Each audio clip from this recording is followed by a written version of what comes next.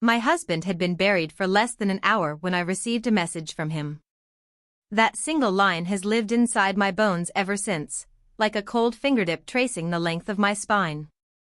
The sun was still sharp that afternoon, almost rude in its brightness, as if the sky refused to acknowledge the grief folded inside my chest. People lingered around the fresh mound of soil, wiping their eyes, whispering prayers, hugging me with those soft, pity-soaked touches meant to comfort but only making me feel more alone. I remember the smell of wilted roses. The way the wind carried a faint dustiness that settled onto my black shalwar kameez. The tremor in my mother-in-law's voice as she kept saying, "He was too young, too young." My husband, Omar, gone at 39. Or so I believed then. I stood near the grave, fingers clenched around the thin strap of my handbag. My phone buzzed inside, a small vibration, almost polite. But in a moment where everything in my life had just shattered, even a small vibration felt intrusive, like the world was continuing without asking me. I ignored it at first. People were waiting for me to say something, to accept condolences, to nod or smile weakly, to exist as the grieving widow they expected. I tried. I really tried. But the buzzing continued, 2 short pulses, then another. Persistent. Urgent. Finally, when the last group stepped away and the cemetery grew quiet, I slipped my hand into my bag and pulled out my phone. One unread message. Unknown number. No name. No profile picture. Just a line of text that made my knees weaken. I am still alive. Trust no one. For a moment, the world blurred. I heard a ringing in my ears, loud and metallic, drowning out the rustle of trees. I read the message again, lips moving silently. Still alive? It couldn't be possible. It shouldn't be possible. Omar had died in a car crash. A truck had hit him on the motorway. That's what the police said. That's what his brother arranged. That's what I had been told, and what I had believed. My first instinct was denial. Some kind of cruel prank. A hacker. A wrong number. But then my eyes caught something. A detail so small, so intimate, no one else could have known. At the bottom of the message, after the final word, was a little dash. A tiny, simple stroke. Omar used to sign messages that way, it was his habit. A quirk. A private signature he added even in quick texts. Just a dash. Just like that. My breath hitched. A chill climbed up my arms even though the sun was hot enough to burn. Someone touched my shoulder. I flinched so hard I nearly dropped the phone. It was my sister, Zara. Her eyebrows pinched with concern. Are you okay? You look pale. I swallowed, forcing my voice steady. Just tired. But inside, nothing was steady. Nothing was tired. Everything was cracking open. I stared once more at the message, my thumb hovering above the screen, trembling. I wanted to reply. I wanted to scream. I wanted to show someone, ask someone, what is happening? But then the last 2 words echoed in my mind, almost like a whisper carried on the breeze. Trust no one. So I slipped the phone back into my bag, grabbed a handful of breath, and forced myself to walk out of the cemetery as if nothing had changed. Even though, in truth, everything had. The drive home from the cemetery felt unreal, like I was sitting inside someone else's body, watching the world through fogged glass.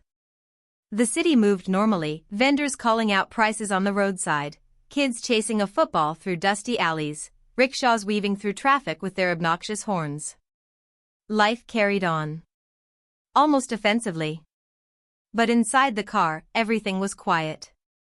Zara kept glancing at me, settling her hand over mine every few minutes, squeezing gently. You don't have to go home if you don't want to, she offered. You can stay with me tonight. I nodded but didn't commit. My throat felt too full to speak. When we finally reached my house, mine and Omar's, I hesitated at the gate. The metal felt colder than usual, even though the day was warm. The jasmine bushes beside it were blooming, giving off the sweet, heavy scent Omar always loved. He used to pick a flower and tuck it behind my ear, even when I was annoyed with him. "You look beautiful when you're angry," he'd tease, dodging the cushion or spoon I threatened him with. The memory hit like a punch. Inside, the house was too clean. Too arranged. Every cushion perfectly aligned, every rug straight, every frame polished. His family had been here earlier, preparing for visitors. It didn't feel like my home anymore, more like a stage set, waiting for an audience that had already come and gone. I walked to the living room and sat on the edge of the sofa, staring at the coffee table. His wallet sat there, placed neatly. His watch. His keys. Things that were once so ordinary suddenly felt like relics of a life I wasn't sure I understood anymore. Zara sat beside me, rubbing my back gently. "You should rest," she whispered. "You haven't slept properly in days." I nodded again, but sleep felt impossible. My mind kept replaying the message, the little dash, the warning. What if it's him? What if it's real? What if he didn't die? But right behind those desperate questions came a darker one. If he's alive, why send a message instead of coming home? As if on cue, my phone buzzed again. My heart slammed against my ribs. Another message? I froze, fear tightening my chest. Zara noticed. "Go ahead," she said softly. "Check it." But I shook my head. Later. I didn't want her to see. I didn't want anyone to know. Not yet. The warning gnawed at me, whispering that the wrong word to the wrong person could be dangerous. After Zara finally left, promising to call later, I forced myself into small acts of normalcy. I changed into comfortable clothes. I made tea. I washed my face. Each task felt mechanical, like I was following a script I didn't remember agreeing to. The house was too quiet. When Omar was alive, evenings were full of sound, the news channel playing too loudly, his laughter on the phone with his brother, the clatter of him rummaging through the fridge because he couldn't wait till dinner. Now, silence pressed against my ears. I carried my tea to the veranda and sat on the floor, legs crossed, the mug warming my palms. The evening breeze carried the smell of damp soil and distant cooking fires. Usually, this calmed me. Tonight, it couldn't. After a long moment, I pulled out my phone. One new notification. A voicemail this time. My breath caught as I tapped it. But instead of a voice, I heard only static, faint, broken, like the tail end of a call cut off too soon. Then, beneath the static, something soft. Something like a whisper. A single word I could barely decipher. My name. Amina. My hand shook so hard the phone nearly slipped from my fingers. I closed my eyes, heart thundering. If this was a prank, it was cruel. If it was real, then my entire life, everything I thought I knew, everything I had grieved, was about to unravel. For the rest of the evening, I couldn't focus on anything, not the tea cooling beside me, not the ticking of the living room clock, not the soft humming of the ceiling fan. My entire attention stayed locked on that faint whisper from the voicemail. My name. Barely audible, almost swallowed by the static. But unmistakably familiar. I kept replaying it, pressing the phone to my ear, lowering the volume, raising it again, holding my breath to hear it better. Each time, the whisper scraped against me like a memory I wasn't ready to face. How could Omar leave a voicemail? I murmured aloud, my voice small inside the empty room. He's gone. Saying it out loud made my chest ache. The police report. The funeral. His mother's sobs as she clung to his photograph. His brother insisting on a quick burial to ease the family's suffering. Everything pointed to finality. Yet here I was, sitting in dim evening light, gripping my phone as though it held a pulse. Eventually, exhaustion forced me to lie down. I didn't sleep, not really. I drifted in and out, slipping into shallow dreams filled with headlights, shadows, and Omar's face turning away from me. Around dawn, I finally gave up and went to the kitchen.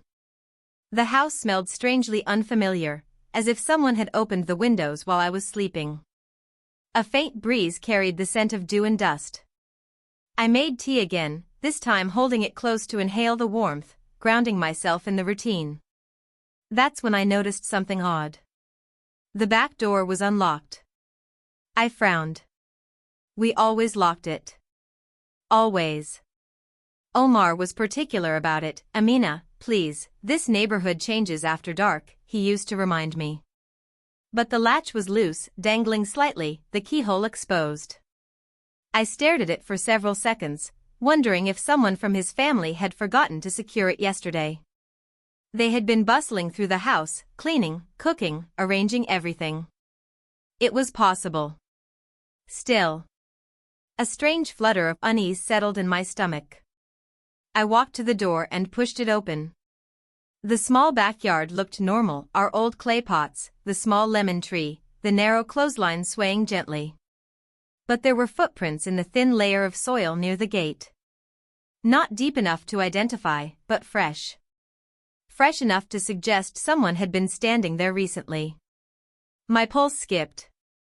Maybe Zara checked something before leaving, I told myself, though I already knew her habits. She never used the back gate. Forcing myself to stop overthinking, I stepped back inside and locked the door carefully, double-checking the latch. The day dragged on painfully slowly. Calls from relatives. Messages of condolences. Neighbors dropping by with food. Their kindness blurred together, warm smiles, gentle hands on my shoulder, the same softly spoken sentences, he was a good man, Allah tests those he loves, you need rest. But beneath every word, my mind whispered. He might be alive. What if he's trying to reach me? What if he's in danger? Each time the front gate creaked or a phone buzzed, my heart lurched. Around late afternoon, when the visitors had finally thinned out, someone unexpected stopped by, Omar's younger brother, Saad. He walked in without knocking, as he always did, but this time there was something tense in his shoulders, something watchful in his eyes. Amina, he said, his voice low, almost too controlled, we need to discuss the insurance paperwork. I blinked. Insurance? He nodded, pulling out a folder already filled with documents. Omar had a policy through his company. It needs to be signed quickly. Something tightened inside me. Omar never mentioned insurance. Not once. Not even during our late-night talks when we discussed future plans, savings, responsibilities. He told me everything. Or so I thought. Trying to sound neutral, I asked, why was I never told about this before? Saad's gaze flicked to me, brief, sharp. It wasn't necessary, he replied. I'm handling it. You just need to sign. He pushed a pen toward me. Without realizing it, my hand reached for it. But then I felt it, the faintest vibration in my bag. A new message. My eyes shifted to the bag. Then back to the forms. Then to Saad's face, watching me too closely. A chill crept up my spine. Something was wrong. Terribly, unmistakably wrong. Saad's eyes stayed fixed on me, unblinking, almost impatient, like he expected I would sign without question. Without thought. Without hesitation. As if grief had made me conveniently pliable. My fingers hovered above the pen. But the message vibrating in my bag. Something about its timing felt deliberate. Warning. Intervention. Or coincidence, though nothing felt like coincidence anymore. I'll read it first, I said, trying to sound steady. Saad's jaw tightened. Just slightly. But I caught it. There's no need, he said quickly. It's all standard. I've checked everything. Of course he had. Too quickly. Too confidently. I offered him a small, polite smile. Still. I should understand what I'm signing, right? That smile must have irritated him, because he leaned forward, voice dropping. Amina, we're already exhausted. We've had the burial, the guests, the prayers, can we not drag this out? Omar trusted me with these matters. You should too. It was subtle, but the pressure in his tone was unmistakable. I lifted the first page. The company logo wasn't one I recognized, and I handled some of Omar's paperwork at home. My eyebrows knitted. How long has he had this? I asked. Saad's response was too quick. A few years. Funny. Omar and I had only been married for 5. And why wasn't my name listed as the primary beneficiary? I asked quietly. That was the moment his composure cracked. He blinked. Once. Twice. His throat bobbed. Then he forced a chuckle. You know how it is. These office people, they mix up details all the time. Look, I'm sorting everything out. You'll get whatever is due to you. Due to me? Something cold slid through my chest. Before I could respond, he reached forward and tried to guide the pen into my hand. Amina, don't complicate this. Something in me snapped. I pulled my hand back sharply. Why are you in such a hurry for me to sign? I asked. His expression froze. The silence stretched, heavy, suffocating. The ticking of the wall clock suddenly felt too loud. Finally, he said softly, you're grieving. You're emotional. I get it. But I'm trying to protect you. Protect me. That was the moment I knew he was lying. My phone buzzed again. This time, I didn't hesitate. I picked up my bag, stood, and gave him a courteous, practiced widow's smile, the kind meant to end conversations without causing a scene. Thank you for the paperwork, I said calmly. I'll read it tonight. Saad's hand shot out, gripping my arm. Not hard, but firm enough to send a flicker of fear up my spine.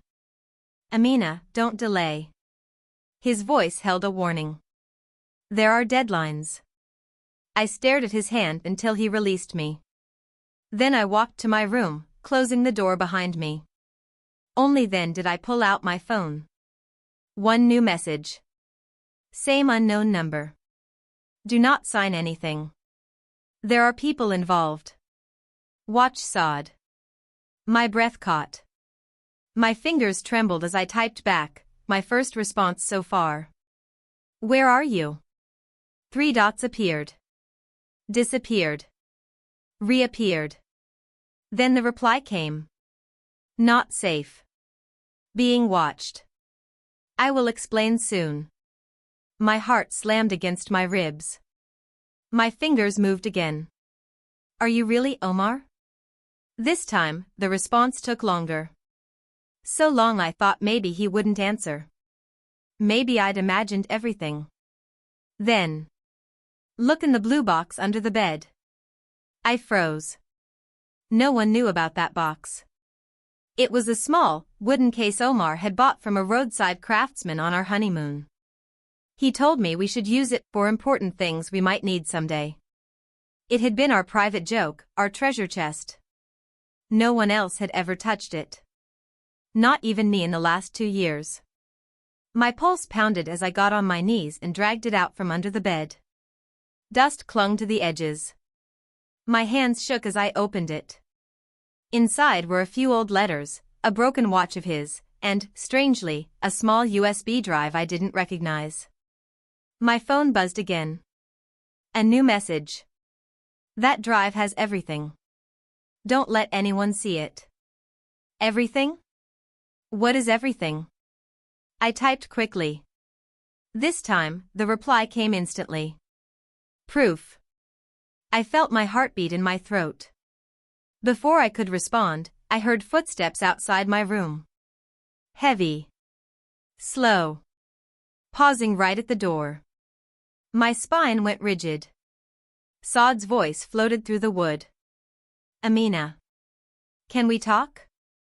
Every muscle in my body stiffened. I grabbed the USB and hid it inside my dupatta. "I'm resting," I called out, keeping my voice steady. Silence. Then the sound of him lingering there, too long. Listening. After a moment, he murmured, "Okay," and walked away. But the air around me didn't relax. I didn't either. Because I knew, in that moment, with absolute clarity, that someone had lied to me. Maybe several someones.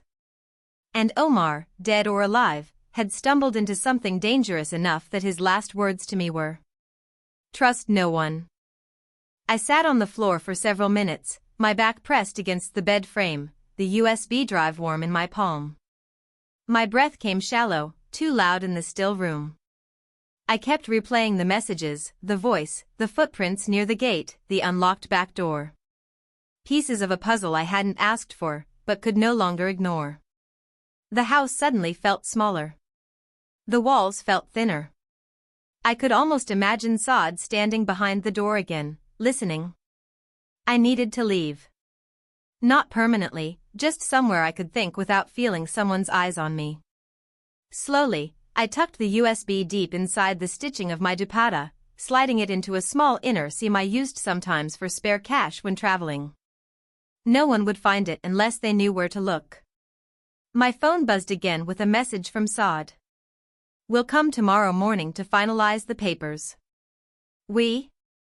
My stomach twisted. Who else was involved? I typed a brief reply, "Okay." Nothing more. No tone.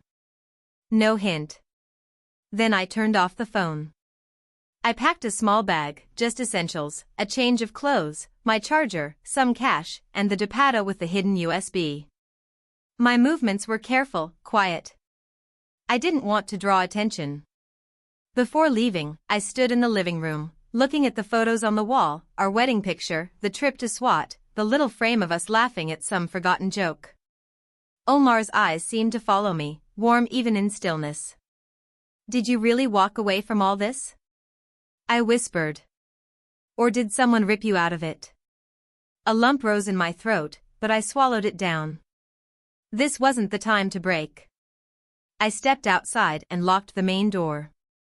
The evening air felt heavy, as if holding a warning. I scanned the street, empty except for a stray cat stretching lazily on a porch.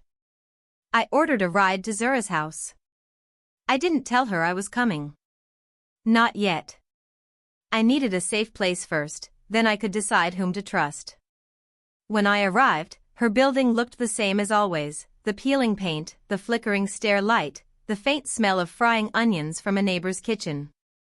Comfortingly ordinary. I knocked, and she opened the door, her face lighting up in relief. "Amina? I was just about to call you. Come in." I stepped inside, scanning her expression for even a flicker of suspicion. But Zara was soft-hearted to her core.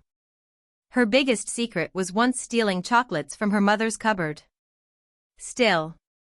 Omar's warning echoed in my head. Trust no one. I sat on her sofa, clutching my bag close. She brought me tea without asking, setting it gently on the table. "You look pale," she said, sitting beside me. "Did something happen?" I nodded slowly. Saad came today. Her jaw tightened. What did he want now? He brought insurance documents. Asked me to sign. I watched her closely. Did you know Omar had a policy? She froze, just for a second. Most people wouldn't even notice. But I did. I think he mentioned something once, she said carefully. I don't remember. A lie. Or a half-truth. Or fear. I kept my voice steady. He said there were deadlines. That we need to finalize things tomorrow. Zara looked uncomfortable. She laced her fingers together, staring at them instead of me. Amina, maybe he's just trying to help. My heartbeat thudded painfully. That's when I realized. Zara wasn't hiding something for herself, she was hiding something out of fear. Zara, I said softly, look at me. She hesitated, then did. Did Omar ever tell you about money problems? Conflicts? Anything at work? Her lips parted, then closed again. Her eyes flickered away. Amina. I don't know if I should. The doorbell suddenly rang. We both jolted. Zara's eyes widened with something between fear and guilt. I whispered, who is that? She opened her mouth, but before she could answer, a familiar voice filtered through the door. Saad. Amina, he called calmly, too calmly, are you in there? We need to talk. My blood turned cold. Zara stood frozen, hands trembling. In that split second, everything became clear. Saad hadn't come by chance.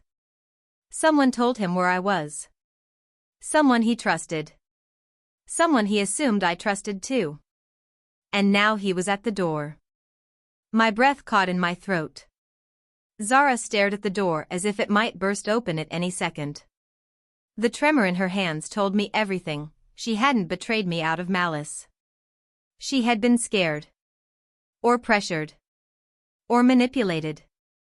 But right now, that didn't matter. Don't open it, I whispered. She nodded, but then Saad knocked again, harder. Amina, he said, his tone still maddeningly controlled, I don't want to make a scene. Please open the door. A scene. Here. In Zara's building, where neighbors poked their heads out for the smallest noise. Zara stepped closer to me. He came earlier, she whispered hurriedly. Before you arrived. My heart dropped. He said he needed to check on you. He asked where you were going today. I didn't know he'd follow you here. I clenched my jaw.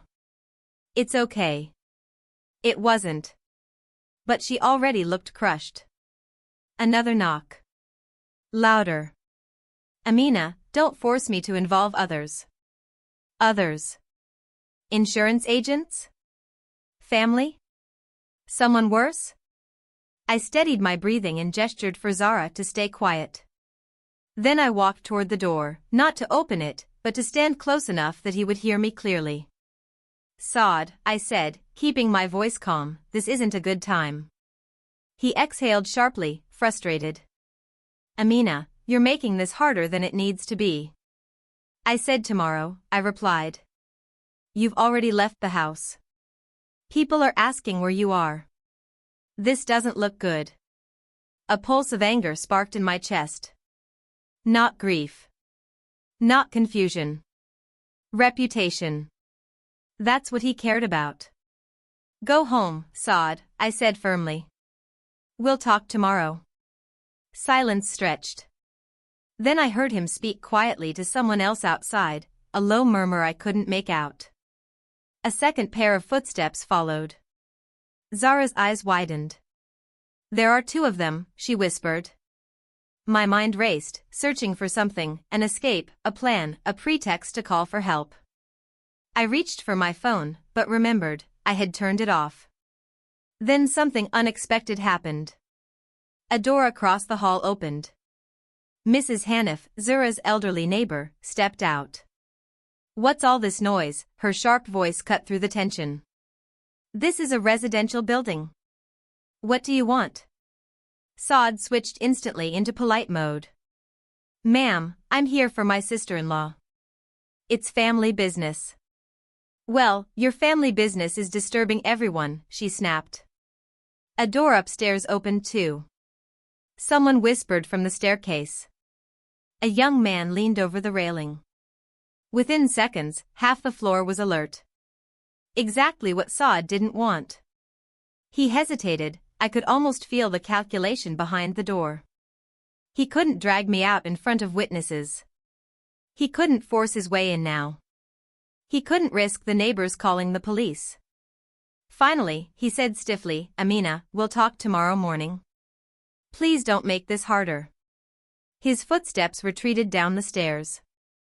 The second man followed. The building slowly quieted again. Zara let out a shaky breath, collapsing onto the sofa, covering her face with her hands. Amina, what is happening? Why is he acting like this? I didn't answer. Because I didn't know how deep this went. But Saad's desperation, his urgency, his fear of public eyes. It all pointed to one thing. He needed me silent. He needed me compliant. And whatever was on that USB, he didn't want it seen. I finally powered on my phone. 3 messages appeared instantly from the unknown number. He's looking for the drive. Do not go home tomorrow. Meet me instead. My heart pounded. I typed back with trembling fingers. Where? A moment passed. Then the reply came. The old workshop. Noon. Come alone. The old workshop. The place Omar used to fix things on weekends, far from the city, half abandoned, known only to a few people. A place no one visited anymore. A place someone could hide. Or someone could trap me. Zara watched me anxiously. Amina, what are you going to do? I took a slow, deep breath. For the first time since the funeral, I felt something settle inside me, not peace, but direction. I'm going to find out the truth, I said quietly. Whatever it is. Because if Omar was alive, if he was in danger, if he needed me, then tomorrow wouldn't just be a meeting. It would be a reckoning. For everyone. Silence. That's all I could hear after Omar dropped those words like stones in my chest. There's someone else involved, someone inside your family. The room suddenly felt smaller. Shadows stretched longer. Even the air seemed to thicken, as if preparing me for impact. I stared at him, my throat tight, my pulse hammering in my ears. My family? I finally whispered. Who? Omar didn't answer immediately. He walked toward the dusty desk in the corner and picked up the laptop I had seen earlier. The cracked screen still flickered weakly, and when he opened it, a surge of cold blue light washed across his face. He typed a password with hands that trembled slightly. I didn't want to show you this, he murmured. Not until I knew you were safe. My heart dropped. A folder popped open on the desktop, a messy compilation of documents, recordings, photographs, reports. Omar turned the laptop toward me. And my entire world shifted. There he was. Sitting in a car. Talking to someone in the passenger seat. The audio crackled softly. Omar's voice spoke first on the recording. She trusts him completely. She will never suspect him. At first, I couldn't breathe. Was he talking about me? About someone I trusted? Omar paused the video. Listen to the next part. Carefully. He clicked again. Another voice, lower, smoother, familiar enough to make my stomach twist, replied. Good. Keep it that way. Once it's done, we both disappear. I froze. My skin felt too tight for my body. That voice. I had heard it thousands of times. Since childhood. But my mind rejected it, pushing back, refusing to believe. I swallowed hard. That's my brother.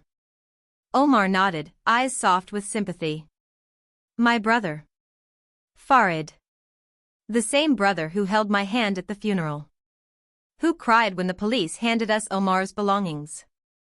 Who told me, over and over, that the accident was tragic but unavoidable. My knees went weak beneath me. Omar stepped forward, steadying me before I collapsed. He wasn't alone, he whispered. He had help. He has connections I didn't know about. My voice cracked. Why? Why would he do this? Omar inhaled, jaw tightening. For money, he said. Access. And because he was already involved in something dangerous long before I discovered it. He clicked on another file, a ledger. Names. Dates. Transactions. Huge amounts of money disappearing overseas. My brother's name tied to every one of them. And then, mine. My name.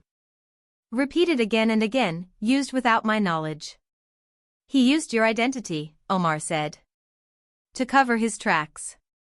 To launder money. To move funds he didn't want traced back to him. The room spun violently. I confronted him, Omar said quietly. He denied it at first, but then he threatened me. My breath died in my chest. He told me, Omar continued, voice low, that if I exposed him, he would destroy you. He would make you look guilty. He would pull you into the mess he created. A sharp, hot pain spread in my ribcage. My brother. The person I shared a childhood with. The one who held my hand the first time I scraped my knee. The one who pretended to be protective. Using me. Using my name. Using my identity. I felt sick. Omar looked down, guilt flooding his features. So I backed off. I tried to gather evidence instead. Enough to protect you. Enough to expose him safely. That's when things clicked together in my mind like a violent puzzle. The accident, I whispered. You're a death. Omar nodded slowly. It wasn't an accident. My stomach bottomed out. He arranged it, Omar said. Farid paid someone to run me off the road. They thought it worked. But I survived. Barely. Someone on the inside, a friend, helped hide me. Hide the truth. Hide everything. I started trembling uncontrollably. Omar stepped closer, placing both hands gently on my shoulders. I didn't tell you because I was afraid. Afraid Farid was watching you. Afraid he would hurt you if he knew you knew anything. I looked up at him, eyes swimming. All those days I was grieving, I whispered, voice breaking, all those nights I cried myself to sleep, you were alive. And he knew what that grief was doing to me. Omar swallowed hard. I'm sorry. My tears blurred everything. The universe hadn't just betrayed me. My own family had. My chest tightened until I couldn't breathe. I didn't want you involved, Omar whispered. I love you too much to let you become a target. The room fell silent again. But inside me, a storm rose. Raging. Burning. Violent. My brother tried to kill you, I said quietly. Yes. And he left me widowed. Alone. Broken. Omar's eyes softened with sorrow. He underestimated you, he said. He didn't think you'd ever fight back. I exhaled shakily, wiping my tears with trembling fingers. Then he has no idea, I whispered, a sharp edge forming in my voice. What I'm capable of. Omar blinked, surprised, then proud. For the first time in weeks, my grief stopped crushing me. In its place grew something sharper. Stronger. Unyielding. I wasn't a widow anymore. I wasn't broken. I wasn't alone. And I wasn't done. Not even close. I didn't sleep that night. Not after everything Omar had shown me. Not after realizing that my own brother, the boy who once carried me on his shoulders, had tried to erase my husband, my future, and even me, if it helped him save himself. The old warehouse was cold, but inside me something burned hot and steady. Revenge? No.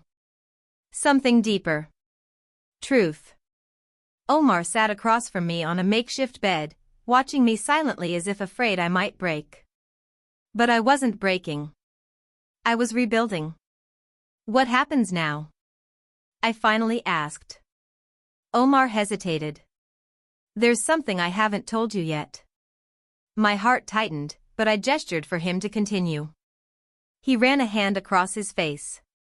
Farid didn't act alone. He's tied to a man named Kadir, a fixer. A handler. Someone who works in shadows and makes problems disappear. He was the one who arranged the accident. The name struck something familiar, like a faint echo. I've heard that name before, I whispered. Farid mentioned him once, didn't he? Omar said quietly. He didn't realize I was listening. I swallowed hard. So Farid hired him? Yes. Omar's jaw clenched. But Kadir is smart. Too smart.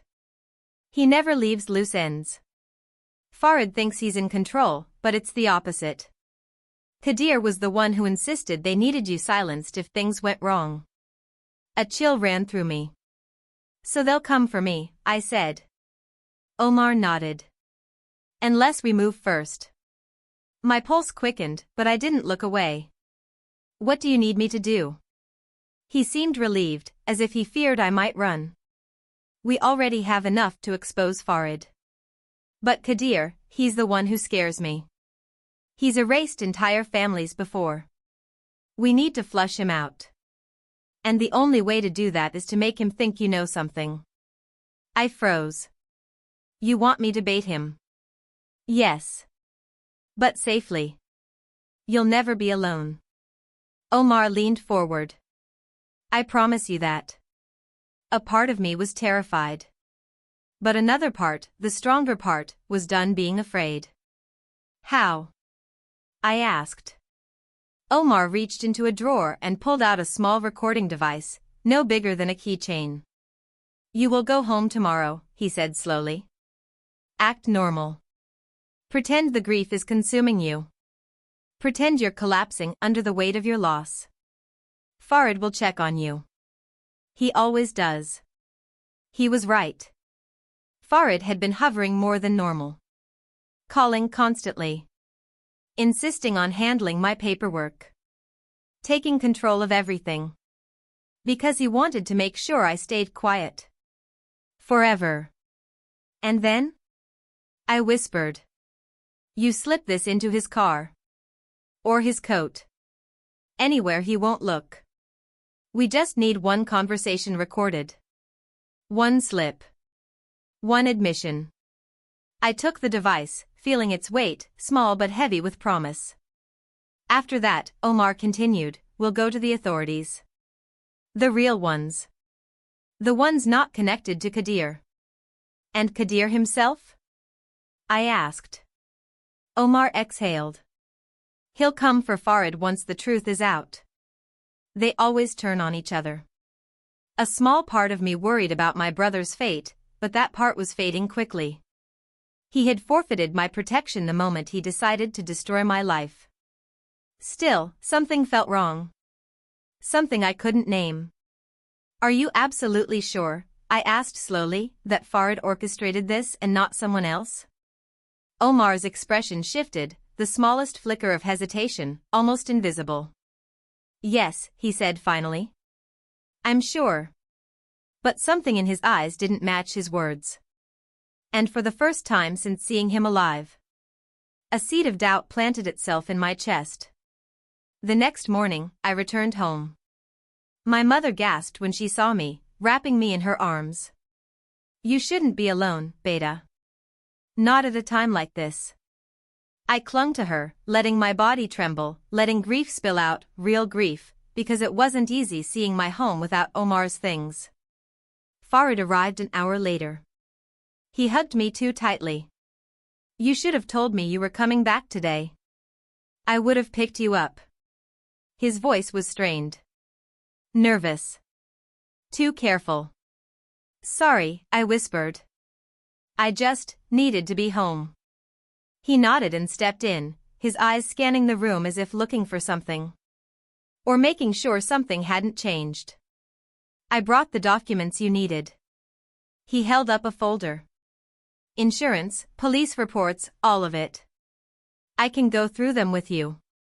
I felt bile rise in my throat. This was the man who had tried to kill my husband. The man who used my name like a shield.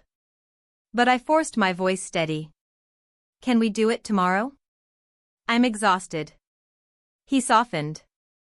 Of course. Rest. I'll check on you later. When he turned, his coat slipped from his arm to the chair. My chance.